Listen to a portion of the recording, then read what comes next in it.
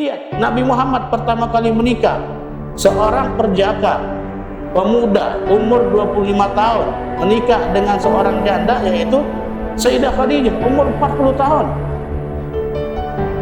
Kalau Nabi Muhammad, muka ganteng,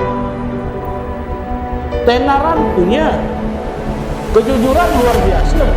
Di Mekah itu siapa yang tidak kenal sama Nabi Muhammad? Di Arab itu siapa yang tidak kenal sama Nabi Muhammad? Ketampanan, kejujuran, kebaikan, semua Nabi Muhammad luar biasa. Kalau nak yang gak ada, bisa Nabi Muhammad.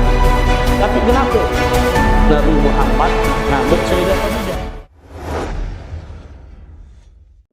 Untuk hadir di majlis ta'lim, untuk hadir di majlis-majlis ilmu Nabi Muhammad sallallahu alaihi wasallam, yang mana di situ Allah Subhanahu wa taala pasti memberikan ganjaran yang begitu besar dan luar biasa kepada mereka yang menuntut ilmu, yang mempelajari sejarah Nabi Muhammad, ilmu Nabi Muhammad, sunnah-sunnah Nabi Muhammad, perkataan dari hadis-hadis Nabi Muhammad. Pasti Allah Subhanahu wa taala memberikan ganjaran yang begitu besar kepada mereka.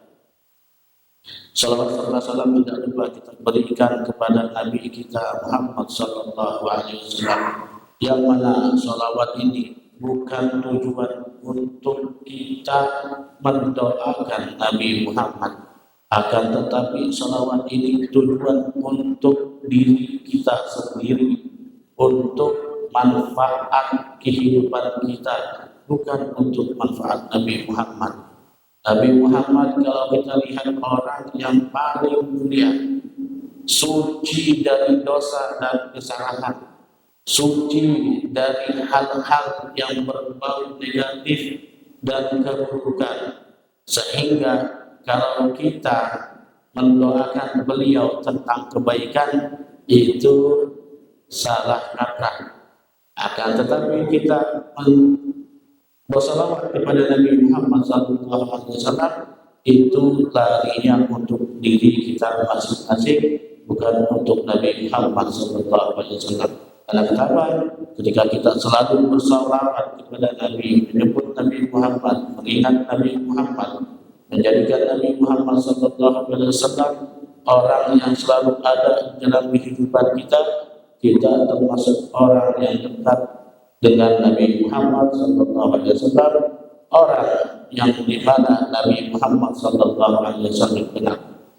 Malam hari ini insya Allah kita akan membahas tentang sejarah Nabi Muhammad SAW. Berikut juga pelajaran tentang sejarah beliau.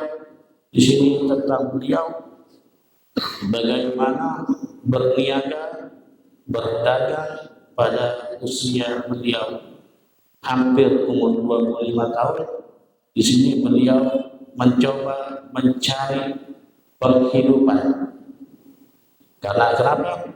Nabi Muhammad SAW bersifat berdikari, bersifat mandiri. Dari kecil beliau sudah berusaha mencari kehidupan sendiri.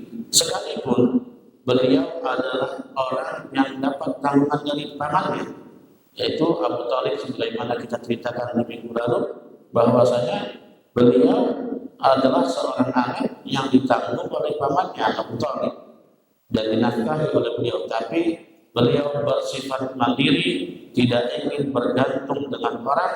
Beliau berusaha. Kemarin beliau menggembala kambing. Di sini ketika beliau ingin mendapatkan kehidupan yang baik, beliau berdagang.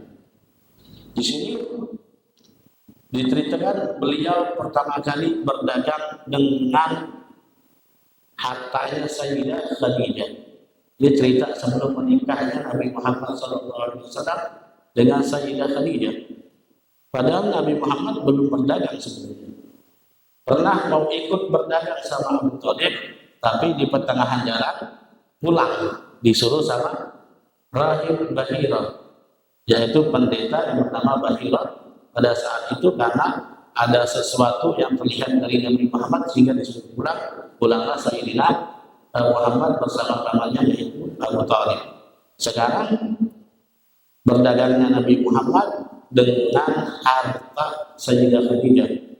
Di sini Sayyidah Khadijah ini adalah seorang wanita saudagar kaya yang mempunyai banyak harta, banyak mempunyai kolega ataupun teman seperjuangan dalam perdagangan itu banyak sekali karena beliau pengalaman sekali dalam berdagang.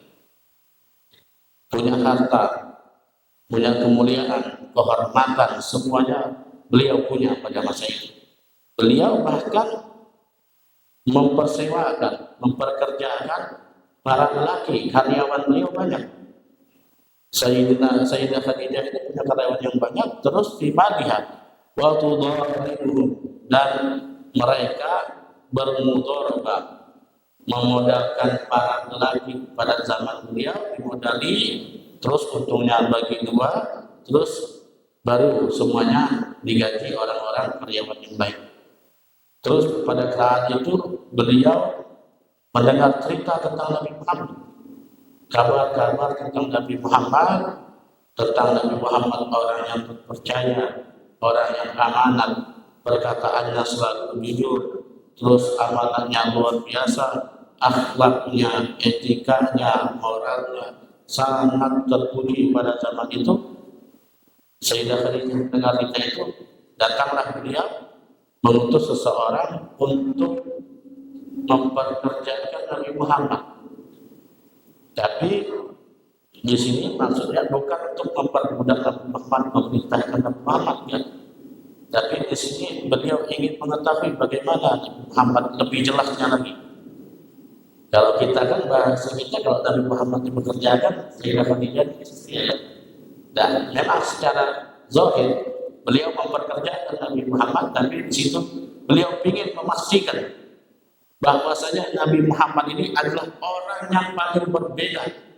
Di sini beliau cuma mendengar ceritanya saja, belum pernah mengalami, belum pernah melihat bagaimana kejujuran Nabi Muhammad, bagaimana Nabi Muhammad itu memegang amanat, bagaimana akhlaknya Nabi Muhammad. Langsung di situ dia mengutus orang untuk mengajak Nabi Muhammad dengan berdagang.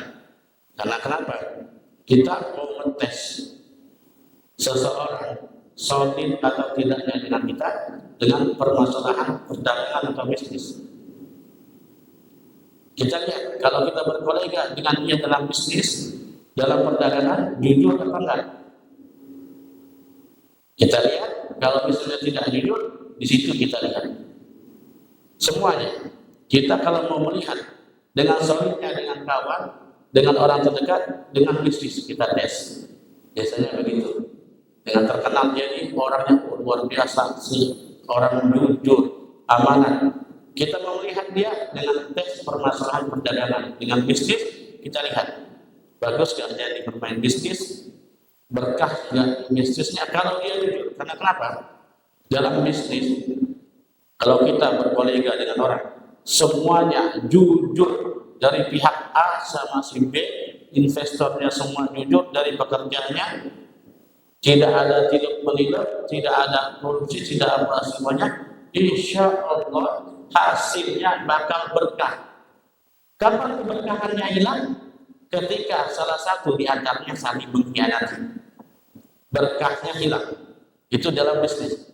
Kayak kalau kita bisnis mau cari berkah, cari orang yang benar-benar kompeten, mengerti tentang perdagangan, amalannya, terus dia jujur. Itu penting. Kita lihat, kalau kita saling jujur sama bareng, oke, perjanjian kita bagi dua untungnya. 50%, 50% kita bagi dua, nanti di akhir hasilnya sekian tanpa ada pengurangan atau kelebihan. Kita lihat, bisa dapat sekian juta, bagi dua langsung. Ataupun rugi bareng-bareng. Terkadang orang bisnis tidak ada rugi. Dia rugi, wah ini punya bosku juga, punya kawanku, dia yang modal, dia yang rugi. Jangan sampai itu yang rugi. Jangan. Harus rugi bareng, untung bareng. Dan kesepakatan antara keduanya berbagi. Kalau dua-duanya sinkron, saling jujur, amanat dua-duanya, itu sistem bisnis pasti berkah. pasti berkah. Begini terjadi sama Nabi Muhammad dan Sayyidah Khadijah. Karena Sayyidah Khadijah melihat Nabi Muhammad luar biasa kejujurannya, luar biasa amanatnya, langsung di situ Sayyidah Khadijah mengajak Nabi Muhammad untuk berdagang. Ketika berdagang, pergilah ke Syam Nabi Muhammad, sampai di Syam berdagang dan ditemani sama budaknya Sayyidah Khadijah bernama Maisarah. Maisarah ini sebenarnya ngecek aja, ngelihat gimana tingkah Nabi Muhammad, ada penilaian, ada tidak, semua tidak ada. Apa yang dikatakan Sayyidah Khadijah, itulah yang dikatakan Nabi Muhammad. Harga sekian ribu dikatakan sekian ribu. Harga barang ini harga 5.000 dijual 5.000 sama Nabi Muhammad. Untung mungkin 1.000. Harga 4.000 modal. Kata Sayyidah Khadijah jual 5.000. Tapi Nabi Muhammad dengan perawakan yang bagus, tampan, indah. Sebenarnya kalau itu model macam itu bisa naikkan harga. Gini dalam perdagangan, misalnya kita berdagang bisnis sama orang, kau boleh menjual barangmu dengan harga sekian dan tidak boleh kurang, tidak boleh lebih. Misalnya 50.000. Tapi misal kalau secara mutlak kan orang, ini punya barang harga dariku 30.000, gak jual sekian, boleh. Tapi kalau dia ngomong tidak boleh gak jual lebih dari harga segini atau barang segini, harus dilakukan. Beginilah Sayyidah Khadijah ngomong sama Sayyidina Muhammad, Nabi Muhammad lakukan secara detail dan sempurna. Tidak ada kurang, tidak ada lebih. Dilihat sama masyarakat, oh harga barang ini sekian. Oh harga barang ini sekian, benar. Dijual semua sesuai harga yang dikatakan sama Sayyidah Khadijah. Langsung melihat amanah. Terus orang berdatangan, beli barang Nabi Muhammad.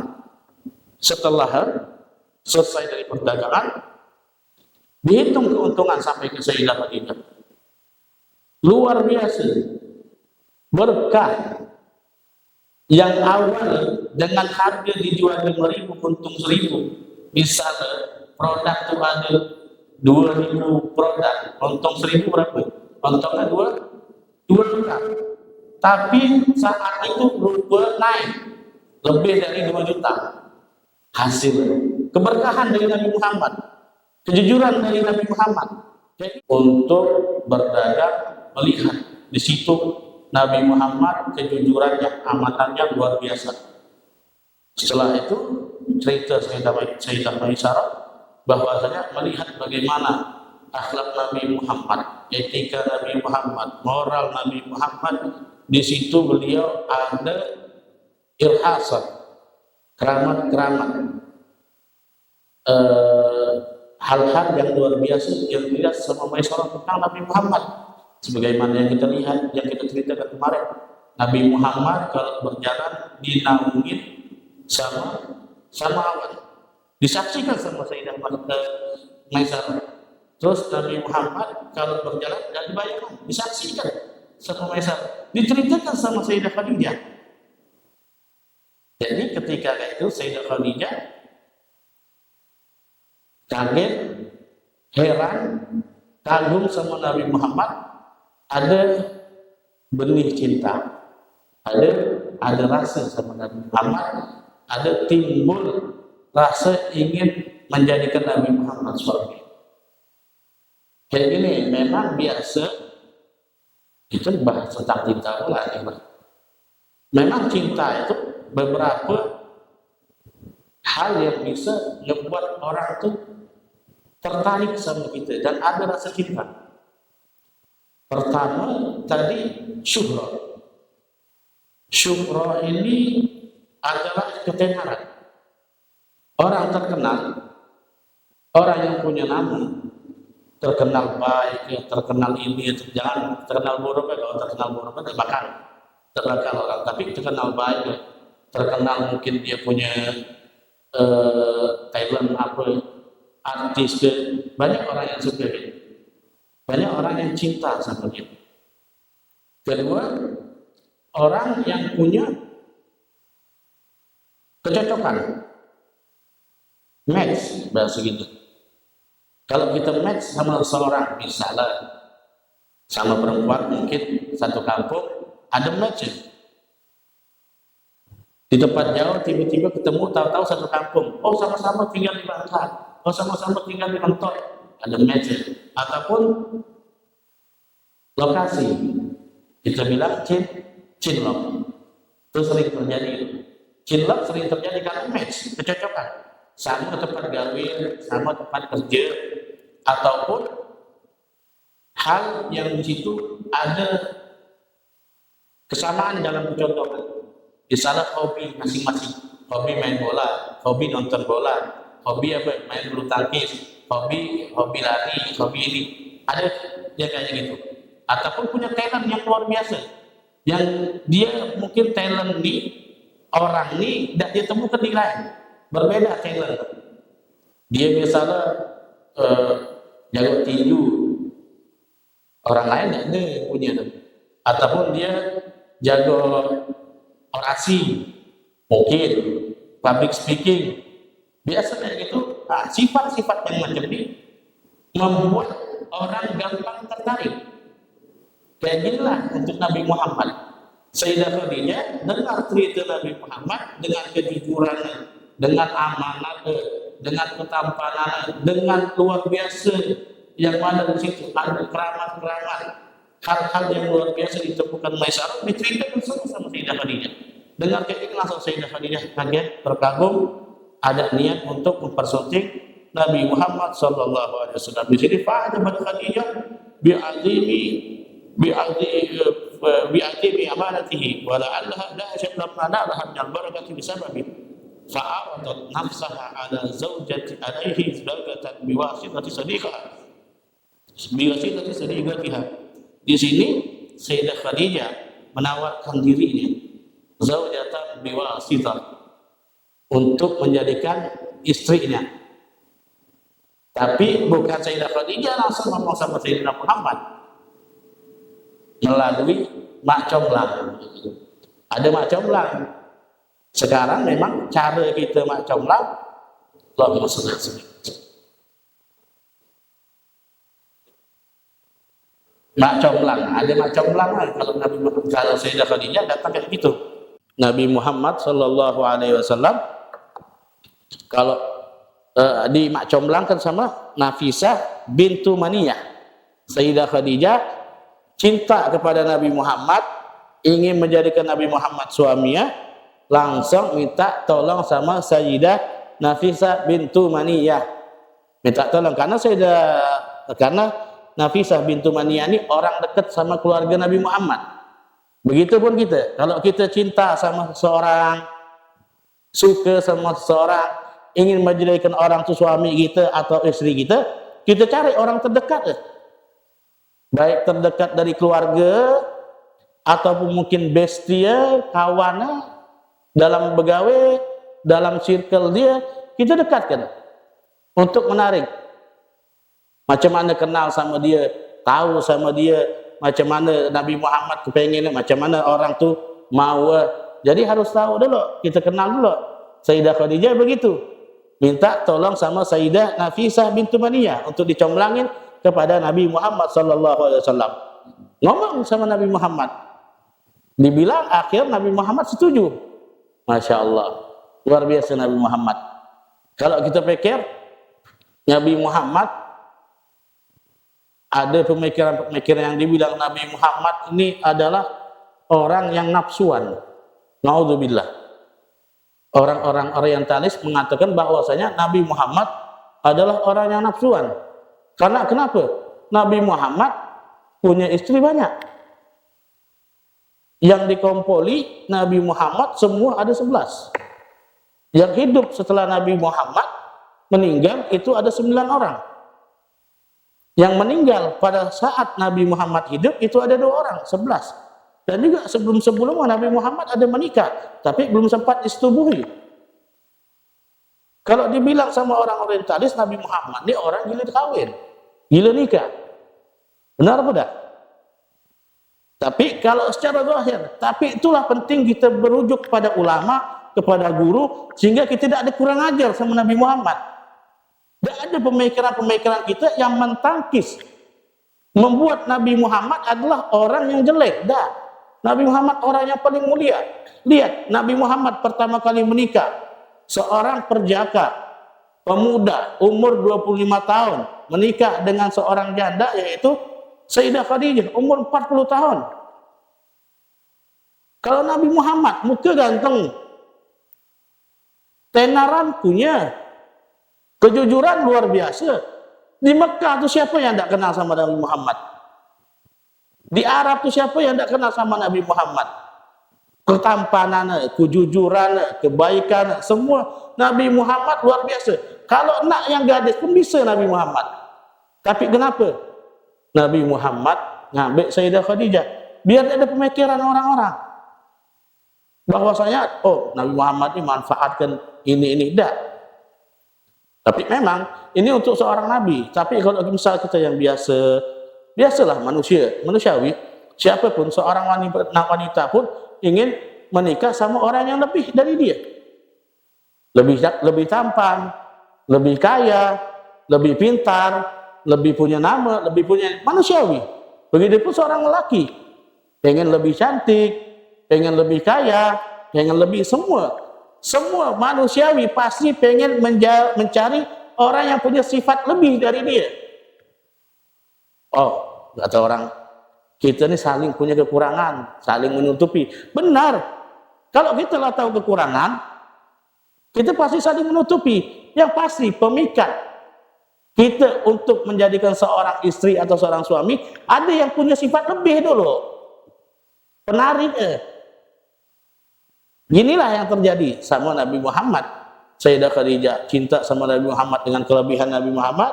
Akhirnya di sini fawafaqan Nabi alaihi salatu wasalam wa kallama fi dzalika a'mamahu fakhatabuha lahu min ammiha Amr bin Asad.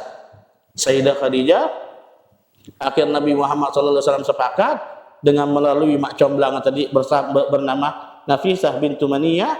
Akhirnya Nabi Muhammad nemui paman-pamanah Sayyidah Khadijah. Akhirnya di situ Nabi Muhammad melamar Sayyidah Khadijah yang bernama melalui amminya Sayyidah Khadijah bernama Amr bin Asad. Wa tazawwajaha alaihi salatu wassalam faqad tamma lahu min al-umri 25 aman wa laha min al-umri 40. Di sini Nabi Muhammad menikahi Sayyidah Khadijah. Nabi Muhammad berumur 25 tahun dan Sayyidah Khadijah berusia 40 tahun. Tapi di sini Sayyidah Khadijah adalah seorang janda. Kalau kita lihat Sayyidah Khadijah menikah 2 kali sebelum sama Nabi Muhammad. Menikah 2 kali Sayyidah Khadijah dan meninggalkan berapa anak tiri. Di sini waqad kanat tazawwajat Khadijah qabla zawajiha min Rasulillah sallallahu alaihi wasallam bi rajulaini. Di sini Sayyidah Khadijah menikah dengan Nabi Muhammad sallallahu alaihi wasallam. Sebelum menikah sama Nabi Muhammad, Sayyidah Khadijah menikah 2 kali dengan 2 orang lelaki. Yang pertama yaitu Atiq bin A'id At-Tamimi. Nama Atiq bin A'id At-Tamimi. Yang pertama Sayyidah Khadijah menikah pertama kali sama Atiq bin A'id At-Tamimi. Terus yang kedua baru menikah sama Abu Halah At-Tamimi. Semua meninggal. Atiq bin A'id At-Tamimi meninggal, terus Abu Halah At-Tamimi meninggal, baru setelah itu menikah sama Nabi Muhammad sallallahu alaihi wasallam. Di sini memang cerita Nabi Muhammad sallallahu alaihi wasallam luar biasa dari beliau bekerja. Kalau kita memang ada niat untuk mereka siapapun yang mau menikah, usahakan dengan tenaga sendiri, dengan kekuatan sendiri. Misalnya memanglah takut dengan mungkin pacaran, dengan takut dengan fitnah-fitnah yang ada. Kalau misalnya orang tua kita ataupun bapak-bapak yang punya harta lebih, cepat-cepat nikahkan anaknya. Jelas, ayo datang pelajari tentang bab nikah, pelajari hak-hak seorang istri yang berbau dari Islam, yang dimana di situ syariat Islam ajarkan. Kau seorang muslim, belajar kepada mereka yang tahu tentang pernikahan, belajar kepada mereka yang tahu tentang etika dalam pernikahan, belajar kepada mereka yang mana di situ Islam mengajarkan tentang romantis, untuk keluarga yang sakinah, mawaddah, warahmah. Dia terkadanglah terbawa sendiri, salah jalan, salah kaprah, salah pemikiran, beda pendapat dengan istri, banyak ngeluh, banyak ini. Karena kenapa? Kita yang mau menikah, sebelum mau menikah tanpa mempelajari tentang pernikahan, tanpa mempelajari tentang apa yang ada di kehidupan pernikahan. Karena butuh banyak toleransi dalam pernikahan. Butuh banyak ngalah untuk laki-laki ya pagi. Karena watak wanita agak sedikit ego tinggi. Kita tidak bisa nak ngelawan terus-terusan. Kalau kita ngelawan terus-terusan, wanita susah. Jadi cara kita kelopkan wanita. Kita iringi cara dia. Ikutkan. Tapi kalau dia salah tetap kita tegur. Kalau masalah hal-hal kecil jangan sampai dibesak-besakkan. Ngalalah kita sebagai orang laki, ngalalah kita sebagai seorang suami, jangan sampai hal sepele membuat pecah. Dan juga tolong untuk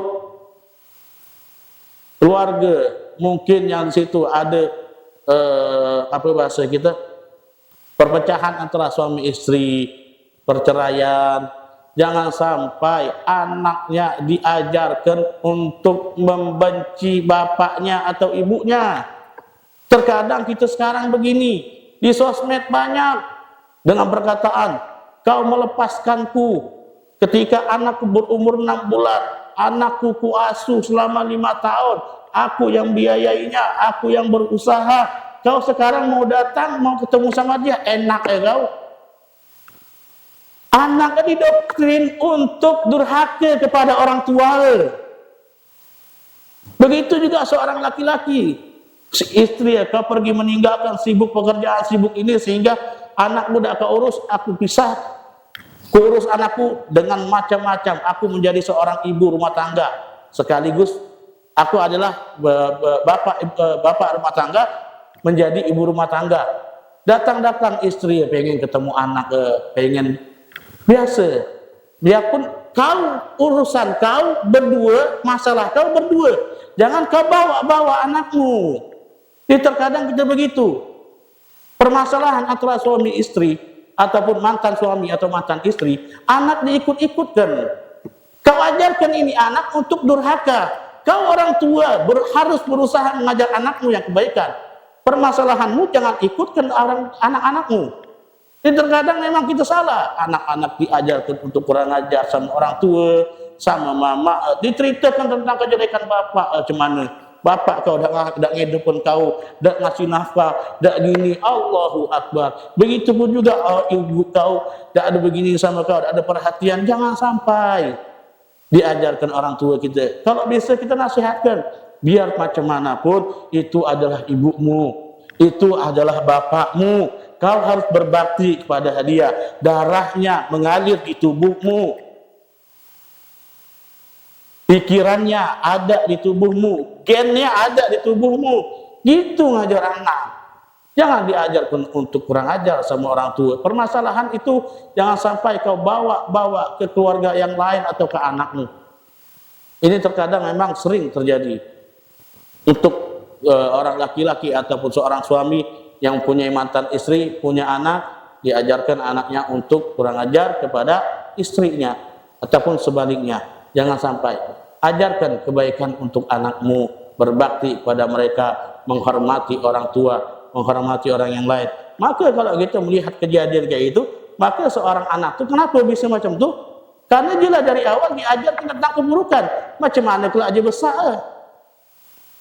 Ajarkan kebaikan, ajak mereka ke tempat yang di situ diajarkan tentang sunnah-sunnah Nabi, syariat-syariat Nabi, tentang etika-etika, adab. Kita tidak bisa, tidak mampu.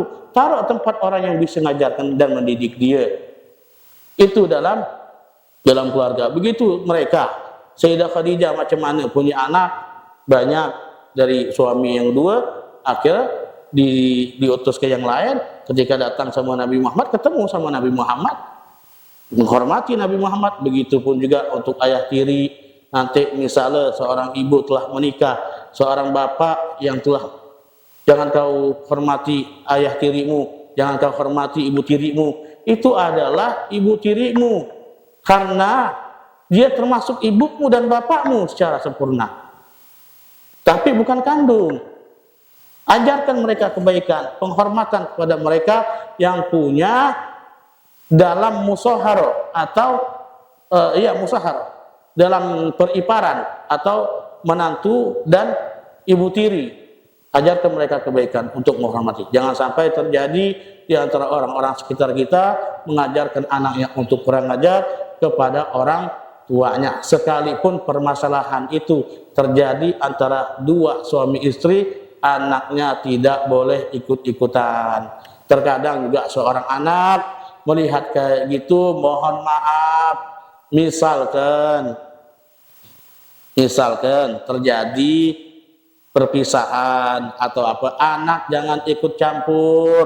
Seorang anak jadi penengah, jangan sampai lebih condong ke mama tapi kurang ajar ke bapak, lebih condong ke bapak kurang ajar ke mama. Sebesar apapun kesalahan orang tuamu, sebesar apapun khilafnya orang tuamu, jangan sampai kurang ajar sama orang tua.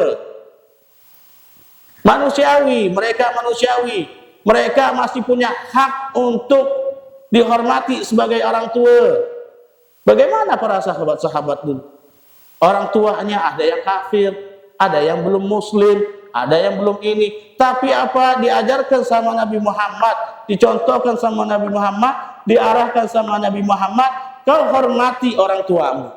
Selama dia orang tuamu, tetap hak dia sebagai orang tua kau tunaikan. Ini terkadang-kadang permasalahan. Waduh, bapakku nih maupun mamaku begini. Ingat, kau tetap harus membela yang benar, tapi ada etika. Bagaimana cara bilang ke orang tua? Bagaimana jadi petengah dari antara mereka berdua?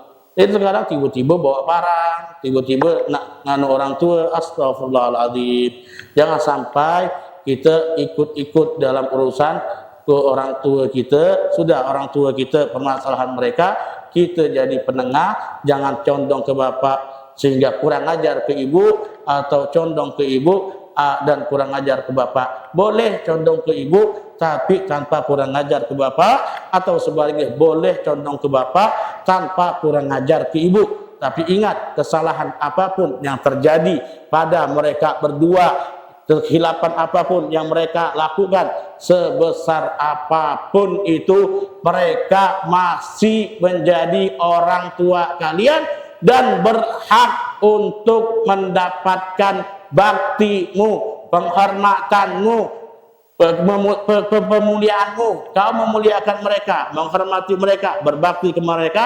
harus. Ya, terkadang kalau misalnya pecah, tidak ada apa-apa, orang tua tidak dianggap lagi. Jangan sampai, karena darahmu mengalir di dia, kau nasabmu menyambung pada dia. Bahasa kita, tidak ada istilah seorang bapak putus sama anak, tidak ada. Ada dibilang mantan bapak, ada dibilang mantan anak. Tidak. Kalau dibilang mantan suami, mantan istri, bisa. Tapi kalau mantan anak, mantan bapak, tidak ada. Dan dalam Islam, hal pemutusan nasab cuma dalam satu hal, yaitu li'an. Nanti dibahas dalam masalah pernikahan itu, dalam bab li'an. Cuma tuh pemutusan nasab. Seorang bapak tidak nganggap ini adalah anak dia, itu langsung putus nasab dengan cara-cara yang ada. Tapi setelah prosedur lewat, benar, langsung putus nasab. Cuma tuh dalam Islam bab li'an. Tengoklah tentang li'an itu dalam bab pernikahan. Itu pentingnya kita, untuk kita, ayo kita hormati orang tua kita. Dalam bab pernikahan kita belajar benar-benar tentang pernikahan, sehingga kita tidak ada salah arah, tidak ada salah kaprah. Sekarang memang kita terkadang untuk anak, untuk apa, tolong mohon maaf untuk seorang suami, seorang bapak, biasakan buang air kecil cebok. Kenapa? Sebelum menyetubuhi istri kita, masih lengket najis kita kalau kita tidak cebok. Makanya kebanyakan anak kita kurang ajar. anak kita susah dibilang, susah diarahkan, karena kenapa? Kita kencing tak cebok, tak kita bersihkan, kita buang air kecil, sehingga kita sebelum menggauli isteri, lagi ada najis macam tu, bersihkan, cuci, cebok susah, air banyak, tak ada banyak tak. Ni tiba-tiba mungkin dalam keadaan kencing di jalan apa-apa, pulang usahakan bersihkan. Supaya apa? Karena untuk anak kita, untuk keturunan kita, biar mereka tak ada orang ajar ke kita, tak ada melakukan hal-hal yang di situ Allah Subhanahu wa taala murkai. Ajarkan mereka. Ayo kita menjadi kepala keluarga yang benar-benar untuk yang masih ingin melanjutkan kehidupan baru, berusaha yang benar-benar. Ayo minta doa kepada Allah supaya diselamatkan dari hal-hal yang Allah Subhanahu wa taala murkai, untuk perkuat ibadahnya, perkuat zikirnya, perkuat belajarnya, perkuat semuanya supaya aman dan selamat dari fitnah-fitnah yang ada. Jangan sampai terjerumus kepada hal-hal yang di situ Allah Subhanahu wa taala murkai. Usahakan, perjuangkan dengan diri sendiri, kekuatan sendiri, dengan pekerjaan sendiri untuk mempersunting anak orang, dan juga untuk kita seorang laki-laki berjuang. Dan untuk perempuan, hakmu memang kami hargai. Kau mau meminta dengan harga berapapun, itu adalah hakmu, tapi mudahkanlah untuk orang muslim menghalalkan anak. Ingin sesuai hakmu dan tidak suka, tolaklah dengan yang baik. Dan juga untuk orang yang sempat datang ke keluarga wanita dengan banyak penolakan, dengan tolong jangan ceritakan tentang aib orang yang pernah kau datangi dan dia menolakmu. Ini terkadang kita datang seorang laki-laki ke orang perempuan, ke keluarga perempuan, nak melamar seorang anak, ditolak sama keluarga perempuan. Langsung ni orang laki-laki cerita tentang keburukan keluarga perempuan. Dan begitu juga si perempuan cerita tentang keburukan laki-laki, sehingga orang yang lain dengar cerita mereka berdua ni jaga-jaga juga. Ayolah jangan ceritakan. Kalau bisa cek dengan sendiri, cek dengan mata kepala ataupun orang yang kita percaya. Itu cara sahabat dulu begitu. Mereka ingin menikahi seorang perempuan, caranya bagaimana? Adik perempuannya dipanggil, ayo coba kau cek itu cewek, itu perempuan itu bagaimana adabnya, etikanya, keluarganya. Atau kita cari sama yang lain. Kalau bahasa kita curi-curi pandang ada terjadi, tapi jangan sampai kita agak benar-benar. Semua ada etika, ada cara dalam pernikahan, terlebih khusus dalam bab pernikahan. Banyak kitab-kitab tentang nikah. Bahkan sekarang lah ada prodi dalam kuliah, akhwal syakhsiyah. Dan alhamdulillah kita sempat dengan dalam Islam macam mana etika-etika, syarat, prosedur, program pernikahan semua dibahas di dalam permasalahan akhwal syakhsiyah, dan masuk yang lain, masalah wasiat, masalah waris dalam akhwal syakhsiyah itu masuk. Itulah, ayo kita ikuti jalan Nabi Muhammad, arahan Nabi Muhammad, insya Allah kita menjadi umat Nabi Muhammad sallallahu alaihi wasallam. Ini singkat saja kita cerita, karena kalau kita cerita panjang tentang ini banyak kemana. Tentang pernikahan lebih dalam lagi sebenarnya. Tentang pernikahan, tentang perdagangan banyak bab-bab. Kalau kita nak bahas luar biasa dalam, luar biasa banyak. Tapi kita tentang fokus ke sejarah Nabi Muhammad, macam mana sejarah pernikahan beliau, cara pernikahan beliau dengan Sayyidah Khadijah. Terus kita ambil ibrah, kita ambil pelajaran dan edukasi dari situ. InsyaAllah kita bisa memahami sejarah Nabi Muhammad sallallahu alaihi wasallam dan mendekat kepada Nabi Muhammad sallallahu alaihi wasallam. Mohon maaf kalau kita ada salah kata apa semua, tapi kita mohon maaf semua.